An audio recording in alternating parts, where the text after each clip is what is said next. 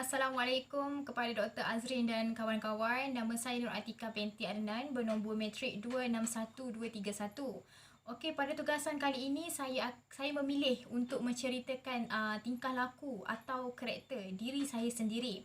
Apabila saya mendapat tugasan ni, saya tertanya diri saya, kawan, keluarga, bagaimana saya sebenarnya di depan mereka? Bagaimanakah tingkah laku saya ataupun karakter saya? Dan kebanyakan daripada mereka ni berkata kepada saya, cakap kepada saya ni mempunyai sifat sabar.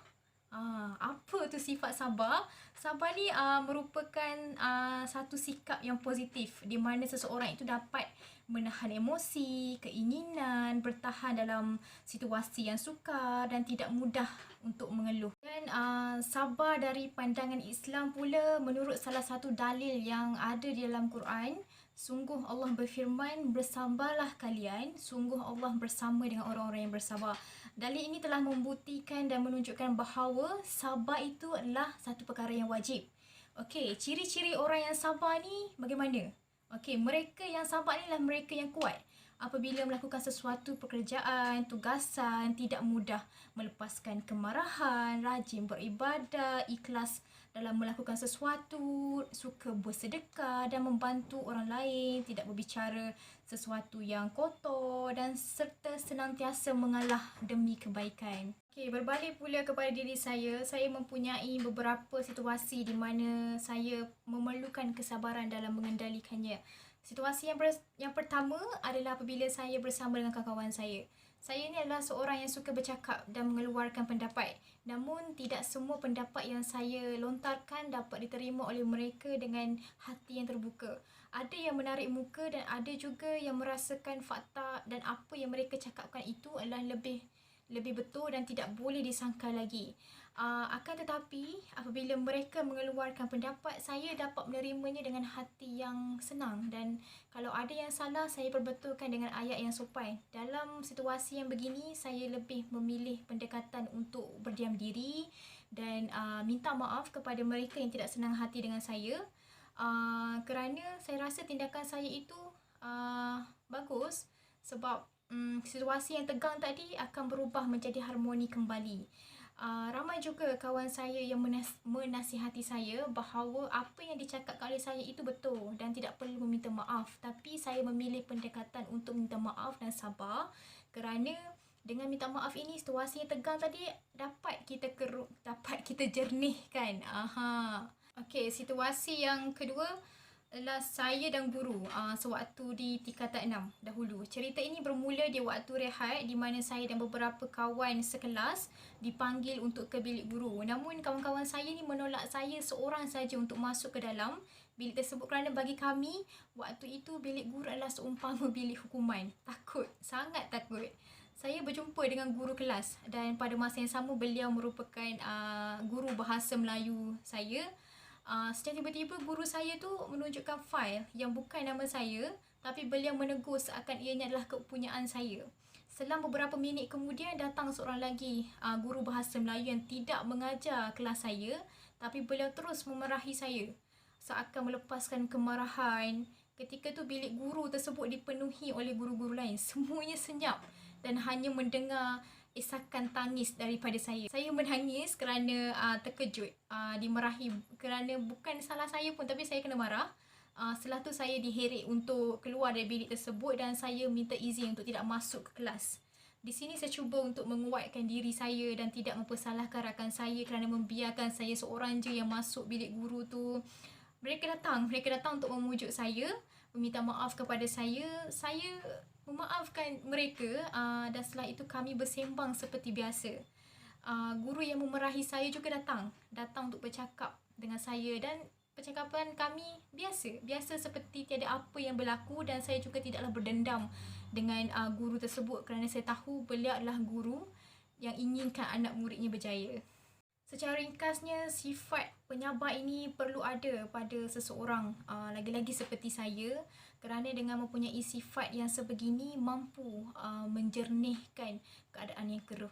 Okey, seterusnya adalah teori yang menjelaskan tingkah laku. Okey, teori yang saya pilih bagi menjelaskan tingkah laku penyabar ini adalah teori psikologi individu yang diperkenalkan oleh Alfred Adler. Teori ini memberi perhatian kepada bagaimana manusia melihat dunia secara individu. Realitinya, teori ini meliputi persepsi seseorang, fikiran, nilai, kepercayaan, perasaan, keyakinan dan kesimpulan. Menurut Alfred Adler, objektif realiti kurang penting berbanding dengan bagaimana manusia menterjemah realiti dan makna bagi setiap pengalaman yang dialami oleh manusia. Selain itu, teori psikologi individu Adler ini juga memandang semua manusia itu mempunyai tujuan dalam kehidupan mereka masing-masing. Hal ini kerana manusia meletakkan matlamat yang perlu dicapai oleh mereka dan perlakuan yang terbentuk dalam diri mereka adalah konteks matlamat yang ingin direalisasikan. Teori ini juga menyentuh mengenai masa hadapan dan meminimalkan pengaruh masa lepas. Kebanyakan teori ini menggunakan tema fictional finalism bagi merujuk kepada pusat matlamat hidup sebagai pembimbing kepada perlakuan manusia. Walau bagaimanapun, Adler tidak begitu selesa menggunakan tema ini dan ditukar kepada guiding self-ideal, iaitu yang membawa maksud menuju ke arah kendiri yang unggul. Guiding self-ideal ini mewakili kesempurnaan matlamat image individu itu yang di mana individu itu sanggup berusaha walau dalam apa jua dugaan dan keadaan. Selain itu, teori ini juga menceritakan tentang tarikan atau minat hidup bermasyarakat. Hal ini kerana manusia mempunyai minat untuk bekerjasama, bergaul, berempati dan lain-lain. Minat ini wujud sejak manusia itu lahir lagi dan ia perlu dipupuk dan dibimbing bagi memenuhi kehendak kehidupan bermasyarakat. Bukan itu sahaja, gaya hidup turut diberikan penekanan dalam teori ini. Gaya hidup merupakan pandangan seseorang mengenai dirinya serta tentang dunianya. Antara sifat gaya hidup ini adalah individualistik, unik, intelektual, bakat dan interaksi. Mengapa teori ini menjadi pilihan saya? Hal ini kerana teori psikologi individu ini sangat dekat dengan sikap saya itu seorang yang penyabar. Teori ini menjelaskan seseorang itu cuba memahami pengalaman dan tingkah laku seseorang individu. Begitu juga dengan saya yang cuba untuk mengenal dan memahami terlebih dahulu sikap orang sekeliling yang mempunyai pelbagai kerenah. Teori ini juga sangat sepadan dengan sikap saya apabila ia turut menceritakan keinginan untuk bergaul dengan masyarakat. Tujuan utama teori ini adalah untuk memastikan manusia sentiasa rasa selamat dan dapat mengatasi perasaan rendah diri dalam diri. Kita berbalik pula kepada keistimewaan teori psikologi individu. Keistimewaan teori psikologi individu ini adalah matlamat teori yang disampaikan jelas. Hal ini kerana teori ini menggalakkan perkembangan individu, keluarga dan masyarakat ke arah kehidupan demokrasi yang berlandaskan kerjasama dan persamaan sosial. Seterusnya, keistimewaan dapat dilihat menerusi 6 konsep utama iaitu kendiri kreatif, gaya hidup, minat sosial, perasaan inferior dan pampasan, superiority dan fictional finalism. Keistimewaan yang seterusnya adalah apabila Adler ada menegaskan bahawa hubungan antara ibu dan anak yang baru dilahirkan dapat dipupuk sejak awal bagi mendapatkan hubungan yang baik. Konsep asal superiority sendiri telah memberikan satu impak yang positif apabila ia memberikan penekanan kepada hala tuju dan cita-cita yang hendak dicapai oleh seseorang dalam kehidupan. Selain itu, teori ini juga mempunyai kelebihan dalam menggalakkan masyarakat untuk minat bersosial dan ia juga membantu mereka untuk mengatasi perasaan rendah diri yang berlebihan. Bukan itu sahaja, teori ini juga membantu masyarakat untuk berfikir dengan matang dan berkualiti serta mampu menggalakkan mereka untuk mendapatkan kehidupan yang setaraf dengan masyarakat lain. Seterusnya adalah kesan tingkah laku dalam kehidupan. Sikap sabar ini mempunyai kesan yang tertentu dan kebanyakannya ia memberikan kesan yang positif serta ia membawa kebaikan kepada diri sendiri. Bagi saya, orang yang bersabar akan dapat mengeratkan silaturahim antara masyarakat dan orang sekeliling. Sebagai contohnya, apabila kita berhadapan dengan situasi yang membuatkan diri berasa marah akan sesuatu namun kita masih cuba bertahan dan bertenang agar tiada perkara buruk berlaku.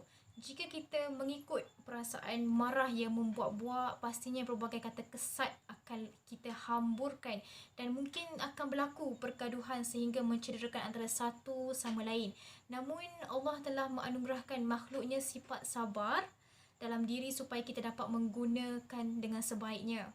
Terusnya, sifat sabar ini dapat mendekatkan diri kita kepada pencipta iaitu Allah Subhanahu Wa Taala. Hal ini dapat kita lihat dalam konteks ibadah di mana kita sebagai umat Islam diwajibkan untuk solat 5 waktu sehari semalam. Sesetengah orang akan berfikir bahawa solat adalah sesuatu yang membebankan kerana ia mengganggu urusan seharian mereka. Ada juga di antara mereka yang bersolat mengikut kemahuan diri atau erti kata lain ada waktu tertentu yang dirasakan seperti ingin solat maka dia akan solat. Bagi saya, mereka yang berada dalam golongan ini tidak mengaplikasikan sifat sabar dalam melakukan ibadah. Jika mereka patuh dan mengaplikasikannya, sudah pasti ibadah solat ini tidak dirasakan sebagai beban. Malahan ia pasti akan sentiasa tertunggu-tunggu untuk waktunya. Dengan penuh sabar dan tekun dalam melakukan ibadah, kita mampu memperbaiki hubungan kita sebagai umat Islam dengan Allah Ta'ala. Kesan sabar yang seterusnya adalah dapat meningkatkan produktiviti diri seseorang.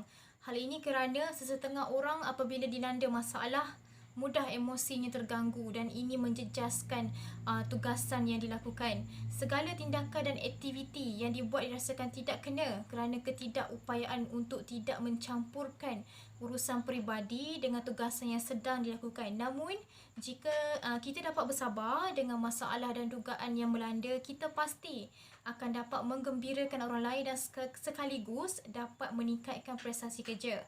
Jelaslah seorang pelajar ataupun seorang pekerja yang bagus akan tetap melakukan pekerjaan dan tugasan yang diberikan dengan penuh sabar kerana pekerjaan dan tugasan itu merupakan satu tanggungjawab.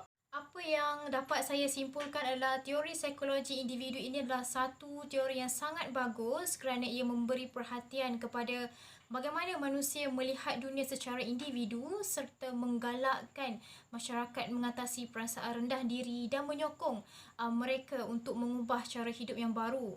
Bukan itu sahaja, teori ini juga mempunyai tujuan yang murni di mana ia mengorientasikan sikap dan tingkah laku ke arah masa depan. Hal ini kerana harapan kita untuk masa hadapan adalah perkara yang membolehkan manusia memotivasikan diri mereka. Mempelajari sesuatu teori mengenai tingkah laku dan karakter ini telah membuatkan diri saya mendapat pengetahuan yang mendalam mengenai kelebihan dan kelemahan tingkah laku yang ada pada diri sendiri. Teori psikologi individu ini menjadi pilihan saya kerana teori ini paling banyak memberi penekanan kepada perkembangan individu, keluarga dan masyarakat. Sekian sahaja daripada saya. Assalamualaikum.